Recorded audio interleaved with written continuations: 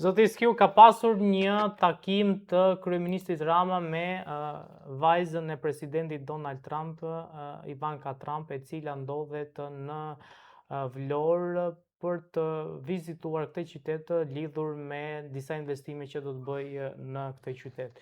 Si e pa gjithë, po themi, këtë vizitë dhe mbi të gjitha vajtjen e zotit Rama për të darkuar me vajzën e Donald Trumpit? Kjo ishte një shfaqje butaforike, tërësisht e panevojshme, sepse indirekt Rama me këtë që po bën, po sulmon sërish zotin Trump. Pra mediat amerikane kanë alibin sot të sulmojnë sërish zotin Trump, që është sërish në një vit elektoral, pra janë midterm në nëntor në Shtetet Bashkuara të Amerikës, dhe ata japin mundësinë medias amerikane që të sulmojnë zotin Trump, duke thënë që familjarët e vet shfrytëzojnë pozicioni për të pasuruar. Në ana tjetër, zonja Ivanka Trump ka ardhur disa herë në Shqipëri, por Rama nuk është se ka zgjedhur në një gjë. Rama vetëm ka marrë goditët një pasnjëshme. Rama nuk ka marrë urim për zgjedhjen 11 majit.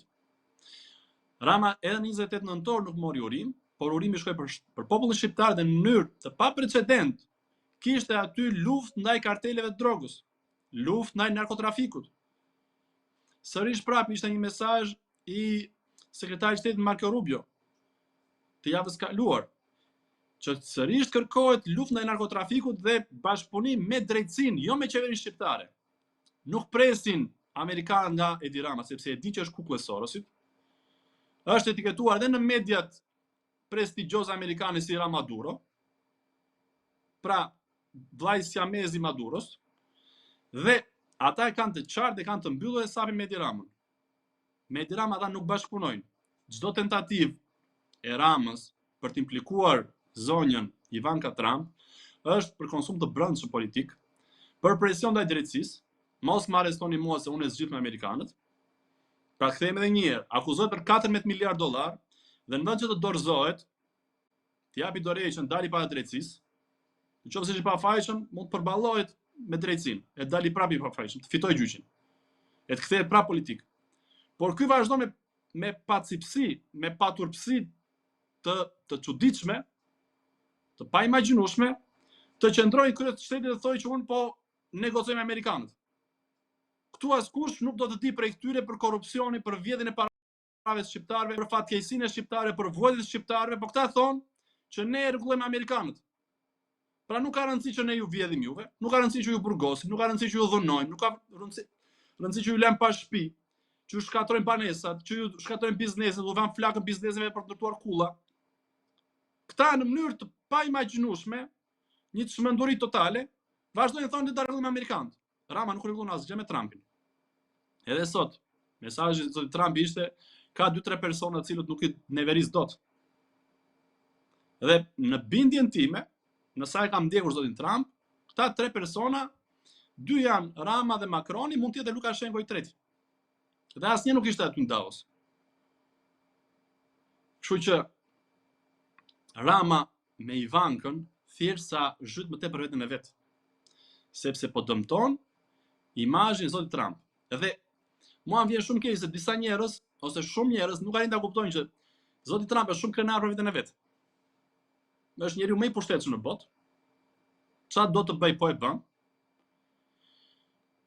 Ka dhe një lloj arrogancë që vjen prej kësaj krenarisë për veten, sepse realisht është një person që çfarë thotë e bën edhe po e zhvillon ekonominë amerikane, po e mbron shtetin amerikan, interesat e amerikanëve. Dhe nuk mund të lejoj kurse si një person i tillë, që është krenar për veten thash, që të nëpër këmbë të tallet, të fyet nga një person i cili është në rastin më të pakët narkotrafikant, por është vetë narkoman. Dhe është një person i cili nuk ka dinjitet. Ky shkoi dhe sulmon dhe thoshte është rrezik për Shtetet Bashkuara të Amerikës dhe për botën mbar, do të cënojë marrëdhëniet shqiptaro-amerikane. Ky sot shkon ai lëpijet. Ky vajtje të talli, përveç se bëri batut me Macronin, që shumë mund të kuptoni që i shkau goja, ky doli dhe para mediave për ta kuptuar gjithë bota që ky po tallet me Trumpin. Ndërsa sot bën sikur është më i flakti. Ndërkohë që shërbimet sekrete amerikane e din shumë mirë që ky ka edhe dhe flamurin amerikan. Ka qenë dhe një gjest ai në fillimet e karrierës politike që unë nuk e dua Amerikën. Pra, populli shqiptar do ketë një gjë të qartë. E para, nuk të ndihmon askush nëse ti nuk proteston, nëse ti nuk ngrihesh për veten tënde. Siç nëna nuk i jep fëmijës të pi nëse fëmia nuk ankohet. Ose siç nëna nuk e ndron fëmijën për kujdesit nëse fëmia nuk çan. Kështu që mos presja askush që të vinë këtu forca delta të arrestojnë Tiranën. Duhet populli shqiptar dalin protest, dalin shesh. Por askush mos biri pre e fluskave të Edi Ramës, sepse janë thjesht fluska sapuni që çpohen shumë kollaj. Thjesht Rama po zhytet thash sepse ka tentativën e fundit për të manipuluar popullin shqiptar që unë mund të korruptoj presidentin Trump apo të futem familjen e presidentit Trump. Nuk e ka dalë kurrë, s'ka pritur të dalë kurrë. Ndryshe do ishte sot në Davos. Ky tha vet, unë tha do shkoj të firmos me njerëz të parë dhe ishte i pari person që u përgjigj ftesës që erdhi për shtetet dhe jo për individët. Ishte i pari person që këto përgjigj, unë e pranoj bordin e paqes dhe nuk shkoj të firmoste. Pra, dikush e ka ndaluar. Dikush e ka bërë qartë që ti nuk mund të vish këtu. Po këtë pjesën që thaj që unë nuk vajt atje sepse darkova me vajzën e presidentit, me lejen e presidentit. Shiko, çdo shqiptar e di që Rama do jepte gjithçka. Rama u bë groj Bilalit për një foto me Obamën. Rama nuk ka as karakter, as dinjitet, nuk ka asnjë gjë ky person. Ky gjithçka që ka thënë ka shkuar dhe pastaj e ka përtypur. Por mos tani metafor tjetër.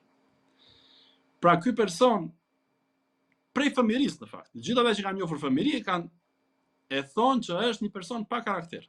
Gjithmonë ka qenë personazh komik për shokët. Edhe nuk e ka për turp pas sot që të mashtroj apo të përgjinjëstroj veten e vet. E ka bërë disa herë. Thash, ky do jepte gjithçka, do jepte gati $1 miliard nga taksat e shqiptare për të qenë sot në Davos. Nuk e doli dot. Nuk e doli dot sepse amerikanët ja kanë bërë të qartë. Deri këtu, ti e ke mbyllur kapitullin, misioni jot ka mbaruar, ti do të largohesh. Çdo shqiptar do ketë qartë gjë. Por janë shqiptarë sepse siç zoti Trump i tha në Iran, ne nuk ndryrim akoma në Iran sepse nuk ka një opozitë të fortë në Iran. Në Shqipëri është opozita e fortë.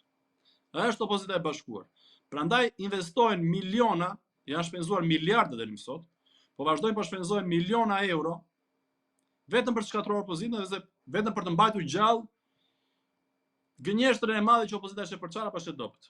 Po të ishte opozita e dobët, po të ishte opozita e përçarë, ta nuk do merreshin fare me opozitën. Siç nuk merren me Lulbashën, që ka dalë nga politika totalisht, siç nuk merren as me partitë e vogla parlamentare. Merren vetëm me Sali Berishën. Merren vetëm me Partinë Demokratike dhe me aleatë e saj. Prandaj nuk ka shpëtim për Edi Ramën. Ka marrë fund Edi Rama. Kjo ishte tentativa e fundit, se mbas kësaj nuk ka më si të mashtrojë shqiptarët. Por kjo ishte tentativa e fundit dhe ka bërë gjithë të zhurmë këto ditë për të thënë që unë po afrohem me presidentin Trump. Por fluska është përtheu sot, sepse gjithë e panë që mungesa e tij në Davos ishte domethënëse. Edhe kishte një mesazh tjetër kuptim plot. Ishte presidenti i Kosovës, zonja Vjosa Osmani. Normalisht do të ishte kryeministri i Kosovës, por kjo ishte një mesazh nga zoti Trump që unë në Ballkan dua Vjosa Osmanin. Për Kosovën, kuptohet, por që nga gjithë liderët e Ballkanit, ky është personi që unë duam shumë. Siç ishte edhe në takimin e Parisit, prap e privilegjuar ishte Vjosa Osmani dhe Rama shikonte bashkëmenuese me keqardhje. Pra ky person është investuar shumë, por nuk ja del sepse është kukull e Sorosit. Zoti Skiu, po këto deklarata që bëri në kuvend duke thënë që do të shkojnë në SBA, por do të më shoqërojnë për të shkuar në shtëpinë e bardhë për të nënshkruar marrëveshje. Bëri pak ironi me gjithë lajmet që kanë dalë që po themi mund të ketë një hetim, mund të ketë një marrje në pyetje të zotit Rama në SBA. E qartë, kjo mbetet për të parë, 50-50 jam, por që edhe nëse do të shkoj, do të jetë vetëm për firmosjen e marrëveshjes në bordin e paqes. Vetëm për një angazhim maksimal të zotit Trump për të arritur paqen dhe për të rindërtuar Gazën. Nuk është se do japi mundësinë zotit Trump që Rama të shfrytëzojë këtu. Rama do vazhdoj të marrë goditje, edhe gjasat janë që shumë shpejt do të ketë fletë arrestit. Nuk besoj se do shty marsin pa një fletë arresti për Edi Ramën. Tani, GKK-ja kërkoi nga gjykata kushtetuese që të mos e merrte fare në shqyrtim. Pra nuk kanë çështje për gjykatën kushtetuese ta marrë në shqyrtim apo jo. Ndërsa prokuroria kërkoi që të pezullohet në mënyrë të menjëhershme Belinda Balluku, sepse ndërkohë prokurori tha që ka të paktën 50 vendime që janë marrë nga Belinda Balluku. Pra, ky person do duhet ishte para drejtësisë dhe vazhdon prish provat, intimidon dëshmitarët dhe njëkohësisht vazhdon të shkeli ligjin ose potencialisht mund të kryejë shkelje tjera ligji. Sepse duke dhënë 50 vendime apo më tepër, një person i cili dyshohet për abuzime me 1.2 miliard dollar buxhetit shtetit, ky person është potencialisht i rrezikshëm për të shkelur sërish ligjin dhe për të çuar dëm paratë shqiptarëve, ose për të vjedhur akoma më tepër me pretekstin apo me ideve të çmendur se mund të ndikojë në drejtësi për ta blerë drejtësinë. Duke vazhduar të japi vendime, kjo zonja mundet që të vazhdoj të vjedhë akoma me idenë të çmendur se mund të vazhdoj të akumuloj para për të blerë drejtësinë. Sipas e shprehjes famshme që diçka që nuk blihet me pak para, blihet me shumë para. Këta mendojnë, siç edhe kishte kërkuar Belinda Edi Ramës, që ma ço në gjykatë kushtetuese se atje e sqaroi vetë. Pra, në mënyrë absurde për çdo shqiptar është fyerje, por është e pakuptueshme që si njerëz të cilët akuzojnë për miliarda dollar, pra Belinda akuzohet nga ish kolegu i saj për 2 miliard dollar. Rama vetë, kryeministri i vendit akuzohet për 14 miliard dollar dhe në vend se të kërkojë falje, të shkarkojë Belinda dhe të japi dorëheqjen vet, kërkon nga gjykata kushtetuese. Kërkon kohë, sepse ky po vazhdon me presionet. Ky edhe dije, edhe sot prap ka tentuar të bëj presion te gjykata kushtetuese që të japin akoma kohë Belindës për të zvarritur jetëgjatësinë e Ramës pushtet. Por ky person ka marrë fund. Thjesht e ka të vështirë të pranojë apo të shohë veten pa pushtet, sepse e di që është i mbaruar pastaj. Askush nuk do pjesë me për Edi Ramën, por me gjas, shumë vite në vazhdim Rama do i kalojë në burg. Dhe kjo është e papërballueshme emocionalisht për Edi Ramën. Nuk është se i vjen keq asnjë shqiptari, sepse ky ka shkaktuar shumë dhimbje. Por që gjykata kushtetuese të vihet në lojë nga Edi Rama, kjo është në turp me gjykatën kushtetuese. Këta edhe gjoja kthyen një vendim për Sali Berishën, ose më tha shfaqën pas 8 muajsh vonesë, një vendim që e morën me 1 vit vonesë për Sali Berishën. Në fakt, nuk e shfuqizuan vendimin e Irena Gjokës për zotin Berisha. Thjesht i dhan pretekstin Edi Ramës që ta kundërshtojë arrestimin e vet, siç po kundërshton arrestimin e Ballukut. Që të thojë është i palishëm të çojë gjykatë kushtetuese për të zvarritur edhe 1 muaj apo 2 muaj të tjerë edhe vetë arrestimin e Edi Ramës.